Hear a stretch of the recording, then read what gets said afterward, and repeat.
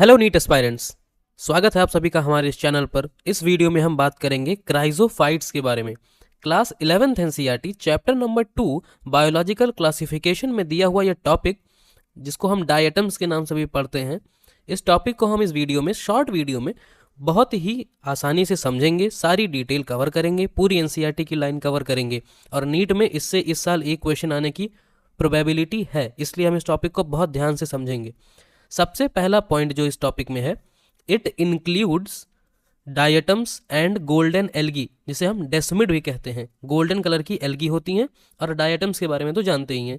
इन दोनों को मिलाकर ये ग्रुप बना है क्राइजोफाइट। अगला पॉइंट इनके लिए लिखा हुआ है कि ये दोनों तरीके के पानी में पाए जाते हैं, वो फिर चाहे फ्रेश वाटर हो या फिर मैराइन वाटर हो, यानी खारे पानी में और साफ पानी में, दोनों तरीके के पानी में ये पाए जाते हैं। अगला पॉइंट है, ये माइक्रोस्कोपिक होते हैं, यानी बहुत ही छोटे होते हैं, माइक्रोस्कोप से देखे जाते हैं और float passively in water current. Phytoplanktons होते हैं, बहुत हल्के होते हैं और वाटर करंट के साथ ही आराम से बहते हुए चले जाते हैं, तो लिखा हुआ है float passively in water current. अगला पॉइंट है, मोस्ट आर फोटोसिंथेटिक। याद रखिए, एनसीईआरटी बहुत जगह ये काम करती है, वो मोस्ट लिखती है, ऑल नहीं लिखती है। तो यहाँ पे स्टेटमेंट बना के लिख सकते हैं, क्या ऑल आर फोटोसिंथेटिक? तो हम लिखेंगे नहीं, मोस्ट आर फोटोसिंथेटिक, तो स्टेटमेंट हमारा सही हो जाएगा। अगला पॉइंट है, इनकी जो सेल वॉल है वो दो थिन ओवरलैपिंग शेल, दो है, दो याद रखिएगा, और थिक नहीं है, थिन है, थिन ओवरलैपिंग शेल, एक के ऊपर एक ऐसे सेट होते हैं जैसे सोप का बॉक्स, साबुनदानी जो होती है वो जैसे फिट हो जाती है, ऐसा ही स्ट्रक्चर ये बना लेते हैं। फिर है कि इनकी जो वॉल्स होती हैं, आउटर वॉल, वो सिलिका की बनी होती है और सिलिका बहुत ही हार्ड होता है, इसलिए ये टूटते नहीं हैं, इनडिस्ट्रक्टिबल होते हैं, इनको हम तोड़ नहीं सकते।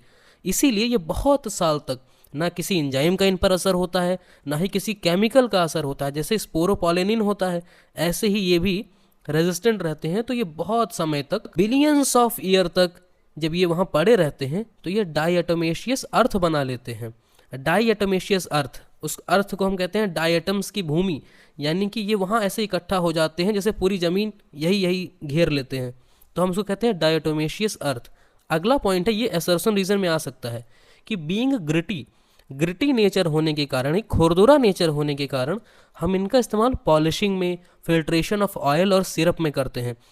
पॉलिशिंग होती है, इसे रेगमार्क होता है, ऐसे ही इनको भी हम पॉलिशिंग में यूज़ करते हैं और फिल्ट्रेशन ऑफ ऑयल और सिरप में, बड़ी बड़ी इंडस्ट्रीज़ में ऑयल और सिरप्स को फिल्टर करने के लिए हम इनका इस्तेमाल करते हैं। अब अगला जो नोट पॉइंट है कि इनको हम चीफ प्रोड्यूसर ऑफ ओशियन भी कहते हैं, यानी ये ओशियन के प्रोड्यूसर। आप इकोलॉजी पढ़ेंगे जब, तो इकोसिस्टम पढ़ेंगे, फूड चेन में आप primary producer, secondary producer, primary consumer, secondary और टर्शरी कंज्यूमर पढ़ेंगे। तो ये जो है चीफ प्रोड्यूसर होते हैं ओशियन के, सबसे ज़्यादा खाना ये ओशियन में बनाते हैं। अब हम कुछ क्वेश्चन करते हैं जो नीट में प्रोबेबिलिटी है आने की, जिन सवालों की। सबसे पहला क्वेश्चन है हमारा, which of the following is not included in chrysophyte. याद रखिए, नीट में नॉट लगा के बहुत सारे सवाल आ जाते हैं। अब हम सबसे पहला सवाल पढ़ते हैं, नॉट इंक्लूडेड, इनमें से कौन से इंक्लूडेड नहीं है? तो गोल्डन एल्गी तो आता ही है, डेस्मिड भी है, डायटम भी है, एक गॉनीवोलेक्स नहीं है। गॉनीवोलेक्स एक रेड कलर का डाइनोफ्लेजेलेट होता है, तो ये इसमें नहीं आता है। चलिए, हमारा सवाल हो गया।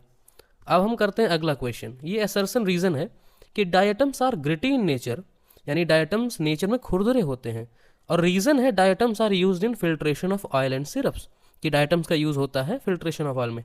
भाई दोनों बातें सही है, यानी कि जो असर्शन है वो भी सही है, रीजन भी सही है, लेकिन रीजन असर्शन का करेक्ट एक्सप्लेनेशन नहीं है। अगर इन्हीं स्टेटमेंट को हम उल्टा कर देते हैं तो ये स्टेटमेंट हमारी सही हो जाएगी, दोनों ही सही हो जाएंगे और ऑप्शन ए हो जाएगा, पर ये उल्टा लिखा हुआ है इसलिए नहीं होगा।